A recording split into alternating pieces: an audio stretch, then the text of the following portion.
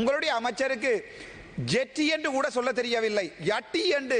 நாங்கள் உள்ளாடைகளை உங்களுடைய அமைச்சர் வந்து எங்களுடைய மேடைகளில் சொல்லும் அளவுக்கு உங்களுடைய மானம் மரியாதை இறங்கி இருக்கிறது. தயவு செய்து இந்த நிலைமையிலாவது சற்று சிந்தியுங்கள். வடக்கு மாகாணத்துக்கு வாருங்கள், இப்போது தேர்தல் முடிந்திருக்கிறது. வாருங்கள், எங்களுடைய நிலங்கள் எவ்வாறு இருக்கின்றதை பாருங்கள். எங்களுடைய பாதைகள் 5000 மில்லியன் நீங்கள் ஒதுக்கி இருக்கிறீர்கள். அவற்றை நாங்கள் டிசிசி மீட்டிங்களை அடிபட்டு எடுக்கும் போது தயவு செய்து உதவி செய்யுங்கள். ஆனால் ஹொனரபிள் பாராளுமன்ற உறுப்பினர் அவர்கள் கொண்டு வந்த இந்த பாராளுமன்ற சிறப்பு பிரேரணையை நான் உண்மையாகவே ஆமோதிக்கிறேன். நான் மிகவும் சந்தோஷப்படுகிறேன். ஆனால் உங்களை நாங்கள் இப்போது நம்பிக்கை இழந்து போயிருக்கிறோம் என்பதுதான் ஒரு தெளிவான உண்மை.